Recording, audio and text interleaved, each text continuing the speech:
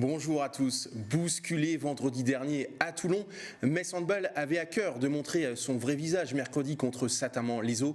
Résultat, une victoire nette, 37-21, qui permet donc aux Dragons de rester plus que jamais en tête de la Ligue but à gaz énergie. Vous êtes bien dans Dragon Mag et j'ai le grand plaisir d'accueillir sur ce plateau l'ailière droite de Metz Handball, Julie Leblévec. Salut Julie. Salut. La forme ? Oui, très bien. Ouais. Après cette belle victoire donc de mercredi contre Saint-Amand-les-Eaux.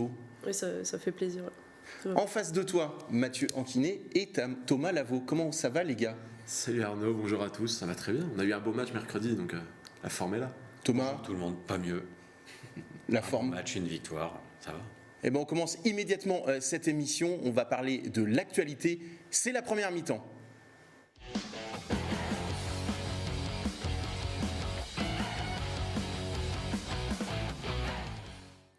Julie, avant de parler de Saint-Amand, revenons un petit peu en arrière donc sur ce match contre Toulon.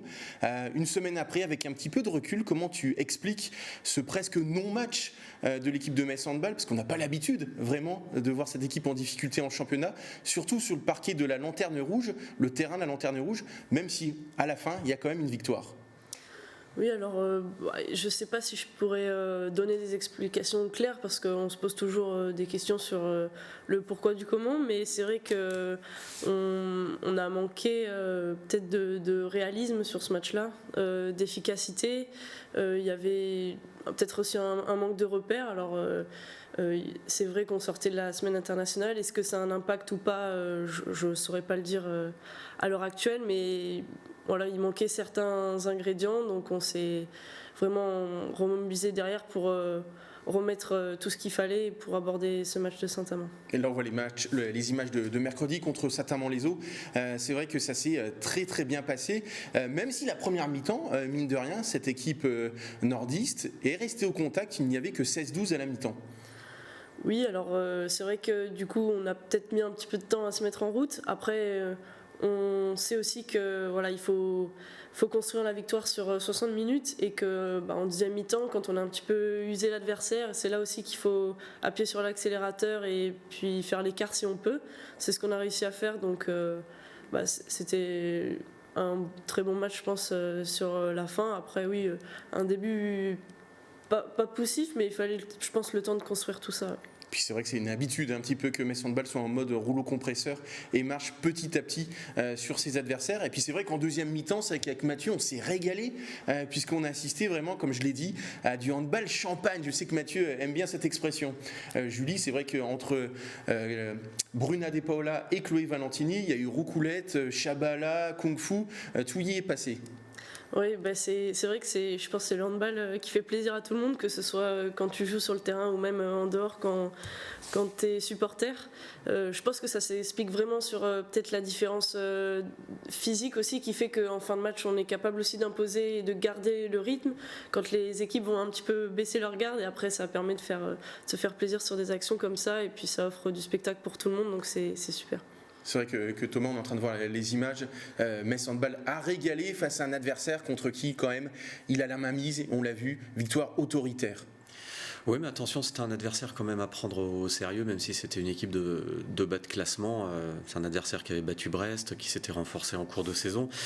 Et effectivement, un scénario éprouvé, quoi. L'adversaire qui, tant qu'il le peut, reste au contact. Mais une fois que Metz prend le dessus physiquement, notamment, il est difficile à arrêter pour n'importe quelle équipe de ligue féminine. Et on a vu une très belle deuxième mi-temps, et c'était surtout ça aussi l'essentiel, tout en jouant sérieusement et en creusant l'écart. Il y a une nuance entre se faire plaisir, tenter des gestes qui sont très très beaux, mais quand on les fait alors que la victoire n'est pas assurée, que l'écart n'est pas fait, et quand on les fait quand l'écart est en train de se construire, c'est différent. Metz a su mêler les deux, assurer sa victoire et puis montrer également que techniquement cette équipe est capable de tout, y compris du plus beau. Mathieu, c'est vrai que Camille Depuisé n'a pas démérité dans les buts lors de la première mi-temps, mais la montée en puissance de Metz Handball coïncide vraiment avec l'entrée en jeu au repos d'Atadou Sako, qui a été excellente pendant 30 minutes. Oui, Tadoussako, on en a déjà parlé, c'est une joueuse qui apporte tellement d'énergie quand elle arrive sur le terrain, elle apporte vraiment un renouveau, une équipe qui, là c'était pas forcément le cas, mais une équipe qui est un petit peu moins bien, avoir une Tadoussako qui rentre, et forcément ça redonne un coup de boost, et là c'est un petit peu aussi ce qui s'est passé, c'est que ça donne un vent frais finalement, et elle célèbre toutes ses parades, elle va encourager les coéquipières, elle va donner vraiment tout ce qu'elle peut, y compris de la voix, je suis pas sûr qu'elle ait beaucoup de voix parfois après les matchs, et ça apporte beaucoup. Alors Camille Depuiset, elle démérite pas, elle apporte aussi de l'énergie elle aussi quand elle rentre, et c'est la chance qu'a Metz Handball avec ces deux gardiennes qui peuvent interchanger. Elles se sont même exprimées à ce sujet sur le plateau à plusieurs reprises, c'est-à-dire qu'elles ont confiance en l'autre, c'est-à-dire que le jour où il y en a une qui est moins bien, elles savent qu'elles peuvent compter sur leur doublure, si on peut appeler ça une doublure finalement, donc c'est très important, et là elle a vraiment apporté quelque chose. Et ensuite après ce qui est important, c'est que Metz Handball a pu remporter ce match finalement sans trop puiser dans ses réserves finalement, en faisant tourner et en travaillant, et ça c'est important. Tout le monde a pu travailler dans cette équipe lors de ce match, et forcément ça va payer aussi sur la fin de saison parce que tout le monde est concentré. Tadoussako qui termine, je crois, avec 13 arrêts, dont 3 pénaltys en 30 minutes, donc c'est vrai que c'est plutôt pas mal. Moi j'ai 15 arrêts, donc 15 tu arrêts. vois, c'est encore mieux. Thomas, c'est vrai que ce match a encore mis aussi en lumière, on le savait, on sait qu'elle est hyper performante, mais vraiment le niveau de jeu de Chloé Valentini, que ce soit défensivement, mais aussi au niveau des contre-attaques, puisque c'est vrai qu'avant elle, Laura Canor était plutôt en échec face à la gardienne slovène de cette équipe de Saint-Amand-les-Eaux. C'est vrai que sur ce genre de match contre Saint-Amand-les-Eaux, Laura Canor peut avoir, Julie aussi, sur l'autre aile, peut avoir du temps de jeu. C'est le genre de match sur lesquels on peut compter sur ces joueuses-là. Bon, là, le calendrier en ce moment, il est un peu en mode gruyère. Il y a des périodes sans match. De 2 semaines quasiment, de 10 jours.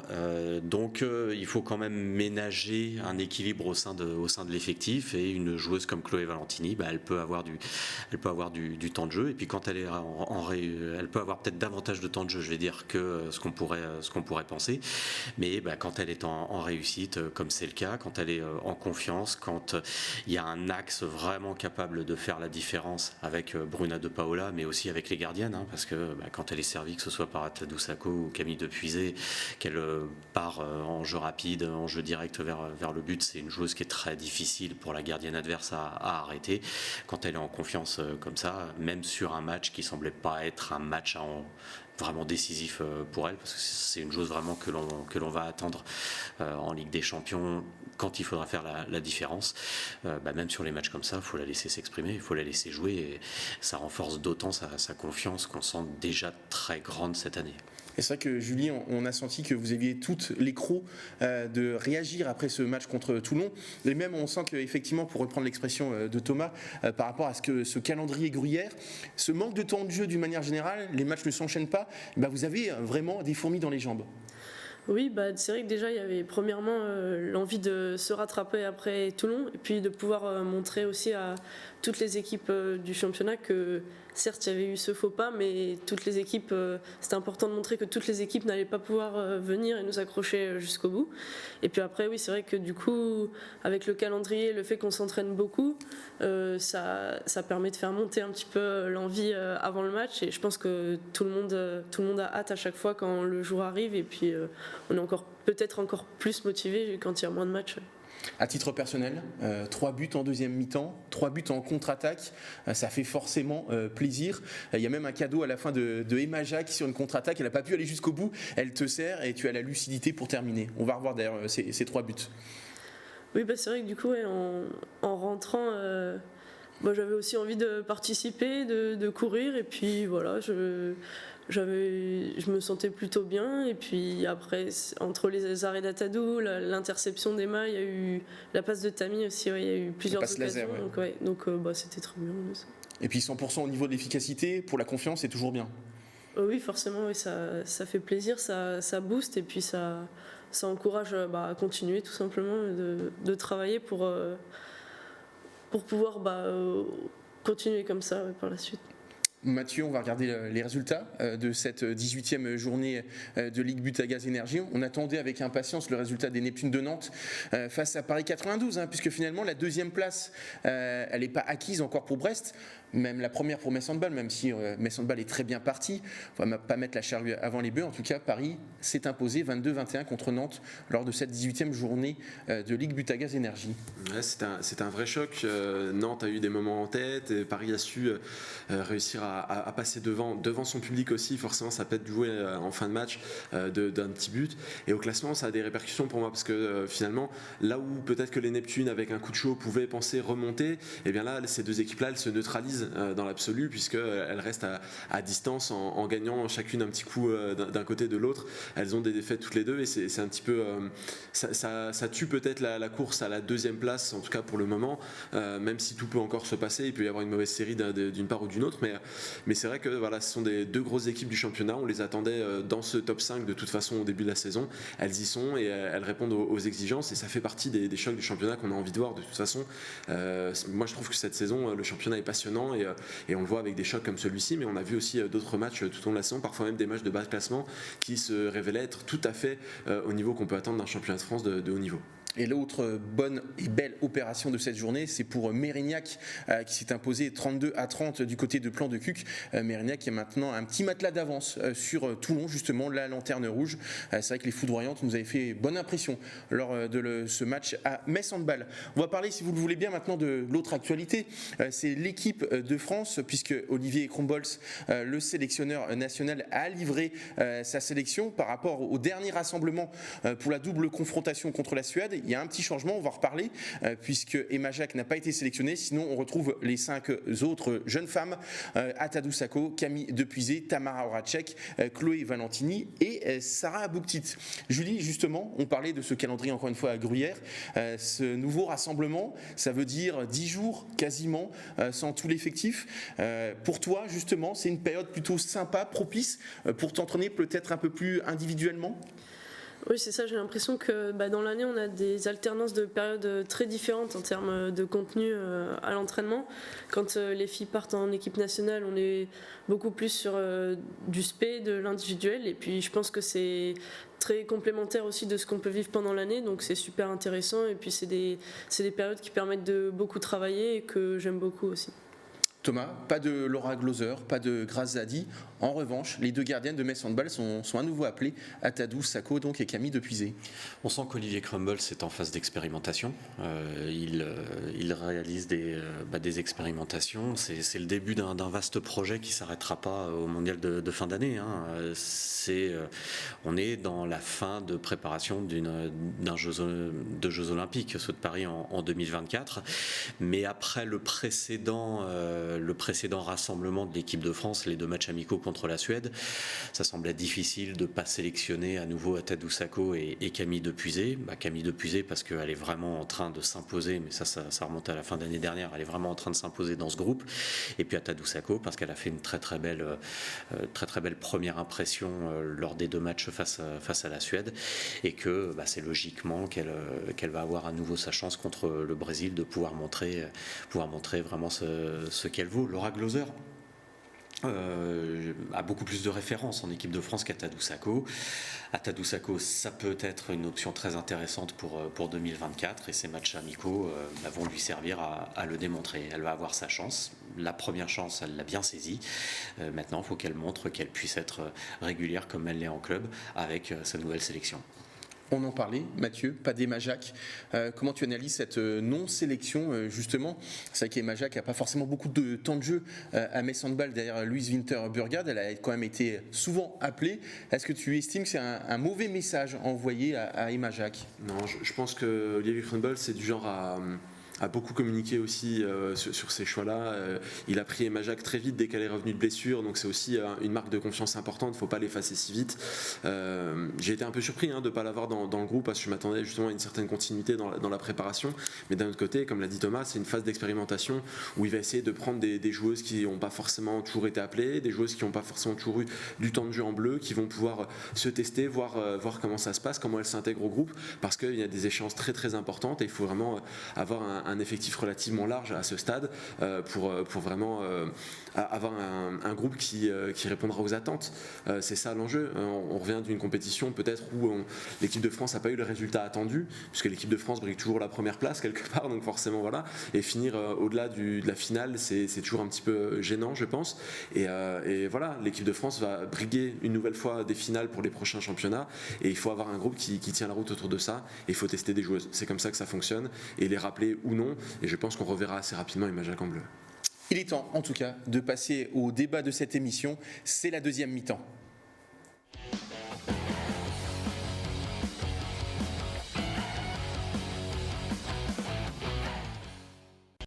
Alors, si je puis me permettre, les tabous ont souvent la dent dure, surtout dans le sport féminin. On se souvient notamment de la grossesse, par exemple, de Chloé Bulleux, l'ex-joueuse messine, qui avait fait couler beaucoup d'encre, surtout pour sa reprise avec la formation de Toulon. Il y a aussi la problématique des cycles menstruels. À cet effet, la Ligue féminine de handball a mis en place un plan national de sensibilisation. Un atelier s'est tenu mardi dernier. Émeric Guillaume était sur place. Il y a des tabous à briser, le sport féminin prend les devants. Dans ce gymnase, Vanessa Calfa, représentante de la Ligue féminine de handball, a orchestré un temps d'échange au sujet des cycles menstruels. Anecdotes, prévention, écoute, le tout accompagné par l'expérience sportive mais aussi sociale de Camille Depuisé, gardienne de Metz Handball. On vient parler sous le contexte du sport, mais des jeunes femmes et des femmes aussi qui font peut-être pas forcément de sport ou de sport de haut niveau ont aussi leurs règles et en souffrent aussi peut-être tout autant.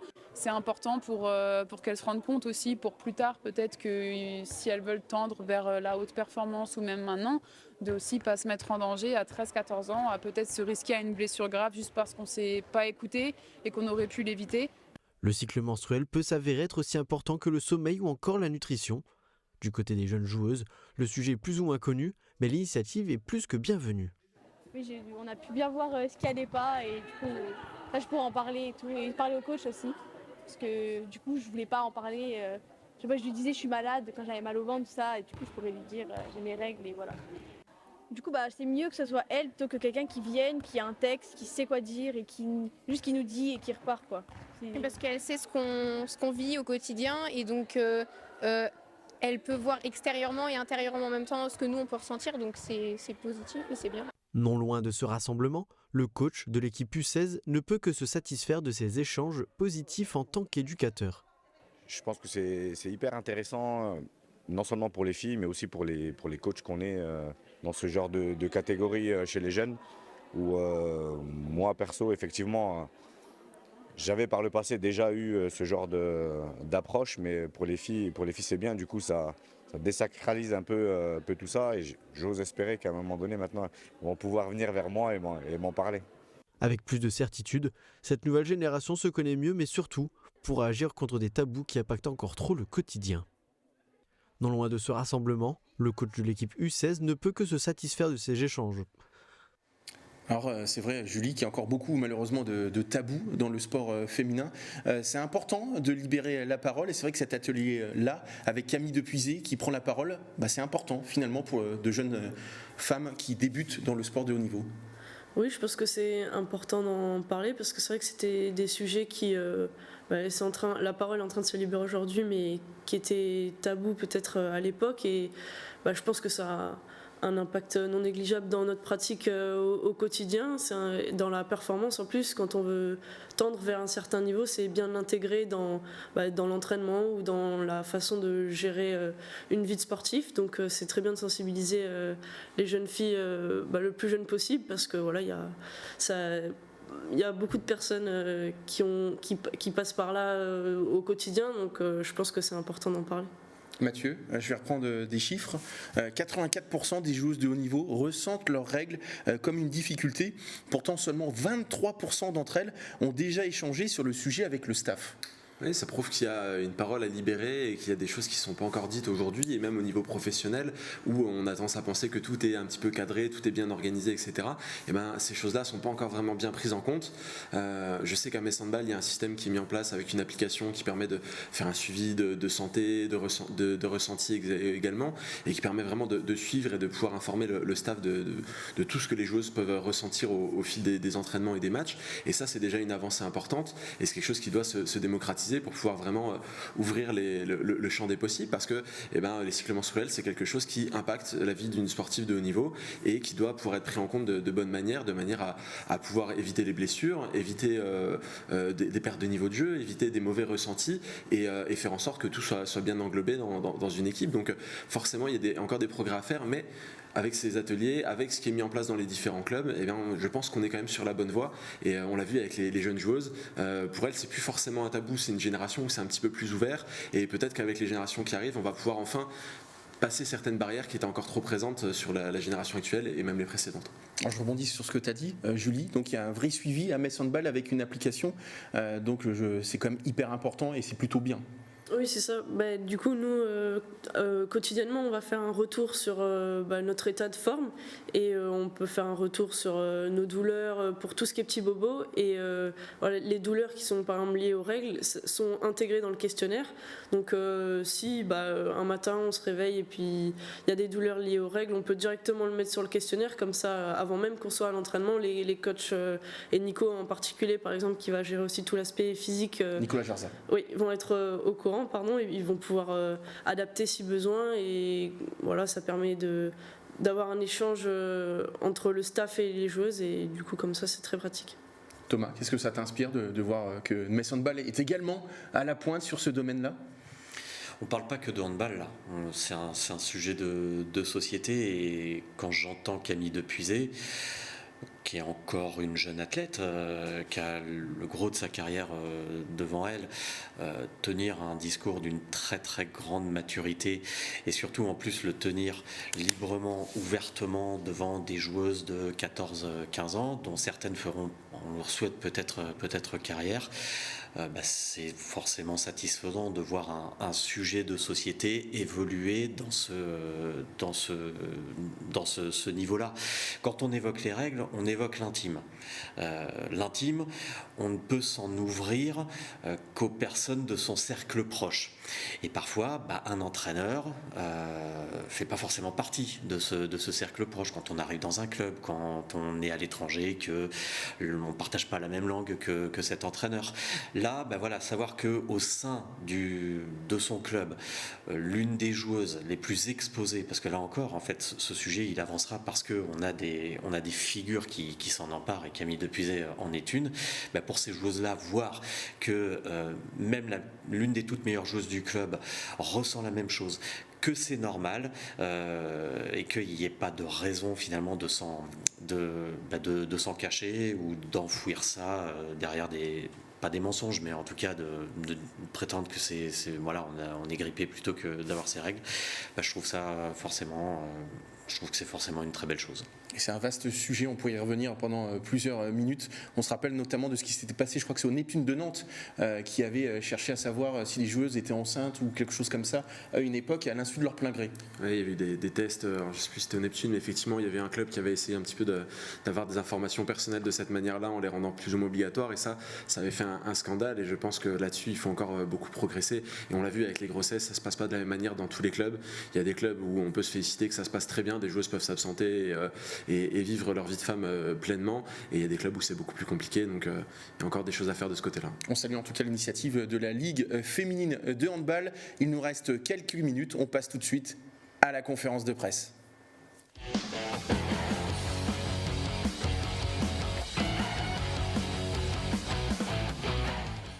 Alors Julie, pour commencer cette conférence de presse, je voulais revenir avec toi sur cette saison. Comment tu la juges, toi qui as été quand même blessé un tout petit peu moins de 2 mois à cause d'une blessure au pied, alors que tu semblais monter en puissance? Oui, du coup, je suis revenue de près à Fleury. Il a fallu que je me réadapte vraiment au rythme, à l'intensité, parce qu'il y avait quand même une petite différence. Une marche à franchir. Donc, je pense que ça allait un petit peu crescendo pendant l'année. Après, il y a eu cette blessure qui est venue un petit peu couper tout ça. Et puis, ça m'a permis de travailler physiquement, et qui est aussi un travail que j'aime faire. Donc voilà. Et puis après, je suis revenue. Et puis, au quotidien, j'essaie de progresser toujours, m'inspirer des filles qui sont à côté, passer des caps. Et puis voilà, je me fais toujours autant plaisir. Donc, justement par rapport aux filles que tu côtoies. Il y a Debbie Bont. On peut penser vraiment, on estime que c'est sa meilleure saison à Metz Handball, la 3e de la joueuse néerlandaise. Et on peut penser également que ta présence au quotidien, puisqu'il y a une concurrence saine, mais il y a une forme d'émulation aussi, y est pour beaucoup. Alors je sais pas si, si ma présence y est pour beaucoup. Après, ce que je peux dire, c'est que je trouve que Debbie, elle fait une super saison. Moi, j'admire beaucoup, en tant que personne, mais aussi en tant que joueuse, parce qu'elle respire l'expérience. Je trouve que la stabilité dont elle est capable de faire preuve est impressionnante. Et puis, c'est vrai que moi, la chance que j'ai, c'est plutôt l'inverse, quoi. C'est moi qui ai la chance parce qu'avec tout ce qu'elle a vécu déjà, moi qui arrive en tant que jeune joueuse, je peux vraiment me nourrir de ça et puis échanger avec elle sur ça. Et j'ai l'impression de pouvoir aussi grandir plus vite que pas la normale, mais en tout cas grâce à ces échanges-là. Donc c'est hyper bénéfique et puis c'est hyper efficace cette année. Elle a un rôle dans l'équipe qui est important pour moi. Et oui, je suis d'accord, je pense que là, elle est en train de faire une super saison qui est peut-être sa meilleure saison au club. Mathieu, une question pour Julie. Oui, on sait qu'en parallèle du handball, tu suis un cursus d'études, tu es à l'ENIM depuis 2018, je crois.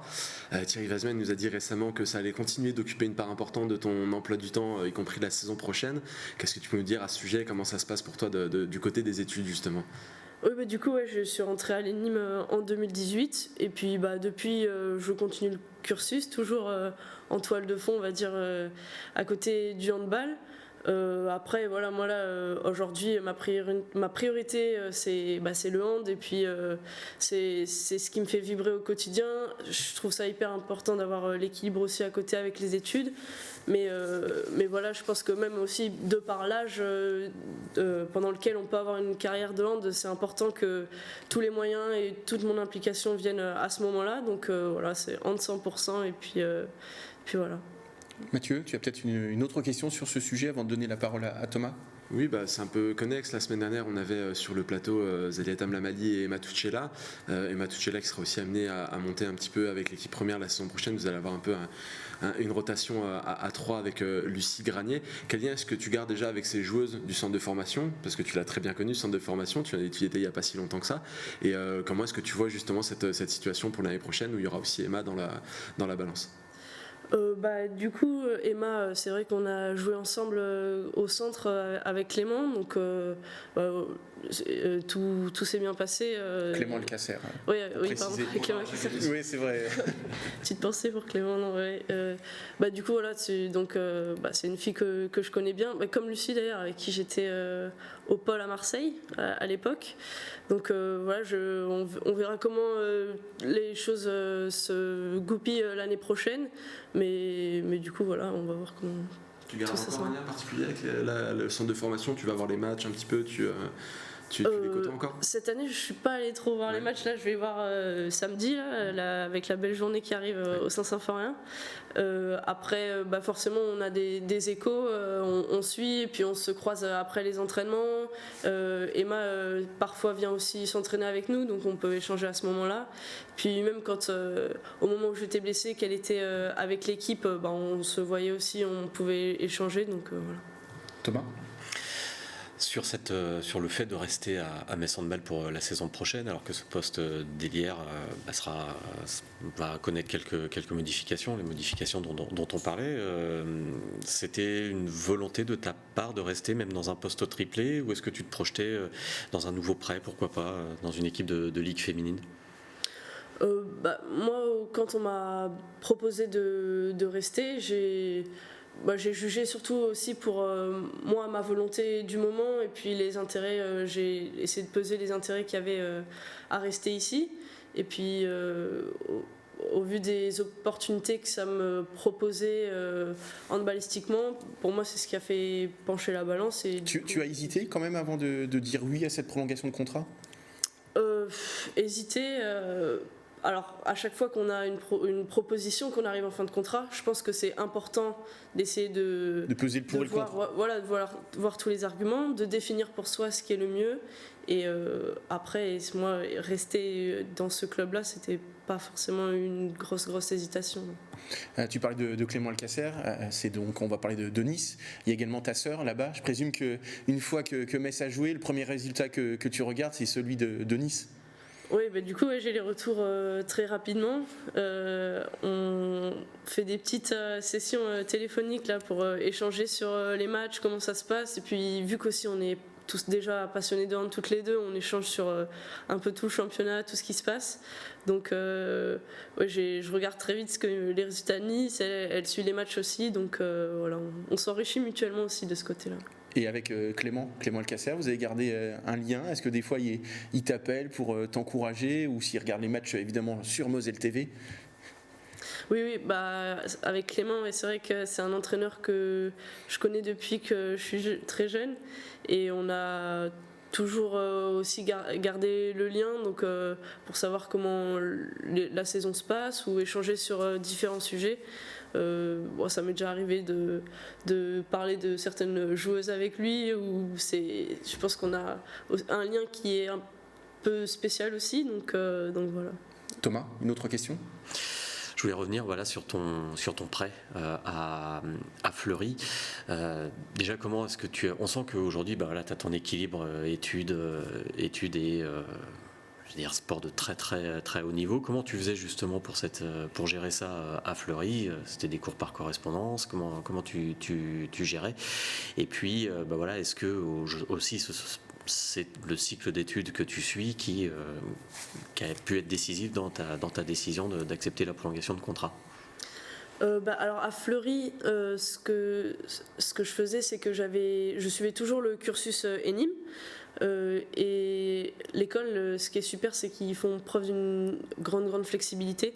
Donc c'était des cours de l'ENIM qui, juste pour moi, presque étaient...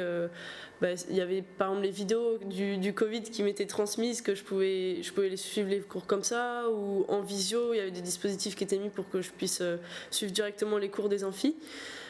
Après, pour ma décision de cette année, comme je disais, les études c'est important pour moi. Mon idée c'est de pouvoir continuer aussi, mais là aujourd'hui je priorise le hand, et si je dois être amenée par la suite à quitter Metz, à quitter le club pour pouvoir continuer ma carrière autre part, on essaiera d'adapter autrement. Et donc peut-être que quand je réfléchis, le fait d'être ici sur Metz, c'est aussi pratique pour l'école, mais c'est pas une condition sine qua non pour rester ou non.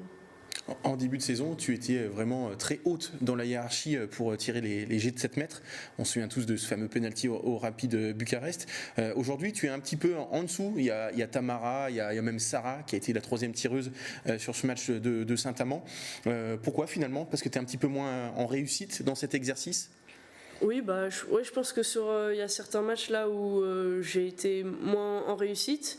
Après, en ce moment, il y a Christina, par exemple, qui les tire souvent, qui a été beaucoup en réussite sur les derniers matchs. Donc voilà, c'est par période. Tamara aussi qui est allée là après Christina, qui est aussi très efficace. Donc voilà, ça s'est fait comme ça. Mathieu? Tu es dans l'effectif, une des joueuses qui a peut-être le temps de jeu le plus restreint, mais ça veut dire aussi ça implémente une concentration particulière, parce que au fil du match tu dois vraiment rester dans l'activité, alors que tu sais que tu rentres pas forcément tout de suite, etc. Comment est-ce que tu gères ce moment-là où tu dois rester vraiment focus sur toute la rencontre en te disant dès que j'ai mon moment il faut que j'y aille, il faut que je montre de quoi je suis capable?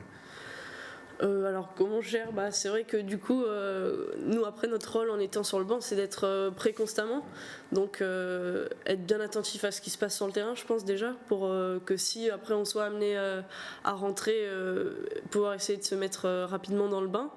Et puis voilà, après essayer de rester actif aussi, donc parce que quand on est sur le banc on peut toujours encourager, et puis ça permet de rester boosté aussi, et voilà, après d'attendre si on fait appel ou non à moi, et puis de se préparer, oui, tout simplement. Justement, comment ça se passe avec Manu? Est-ce qu'il communique beaucoup avec toi quand tu commences à te préparer pour entrer en jeu, en te disant voilà, c'est ton moment, il faut que tu y ailles, ou alors pas forcément, tu sais déjà ce que tu as à faire? Parce que c'est vrai que quand on regarde regarde les matchs de Manu, c'est un spectacle à lui tout seul, hein. Il est un petit peu dans tous les sens. Ça peut dépendre des matchs. S'il y a une consigne particulière à faire passer, ou par exemple un point qui sur l'aile droite à ce moment-là est à régler ou à améliorer, il peut me donner quelques consignes, ou même Kacha aussi qui est là pour apporter aussi le côté technique. Et puis après, s'il n'y a pas besoin forcément de faire passer une consigne particulière, juste appeler pour aller s'échauffer et après c'est parti.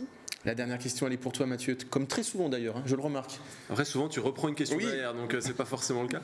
Moi, je voudrais que tu me parles un petit peu de ton style de jeu. Moi, j'ai l'impression qu'il est un petit peu tranché par rapport à celui de Davy Bond. Quand je te vois rentrer, j'ai l'impression qu'en attaque, tu croises beaucoup, tu vas beaucoup repiquer vers l'intérieur. En défense, tu as tendance peut-être à sortir plus vite sur la joueuse. Comment est-ce que ça se passe? Est-ce que c'est une volonté personnelle, c'est vraiment ton style à toi, ou est-ce que c'est des consignes que tu reçois de ce côté-là?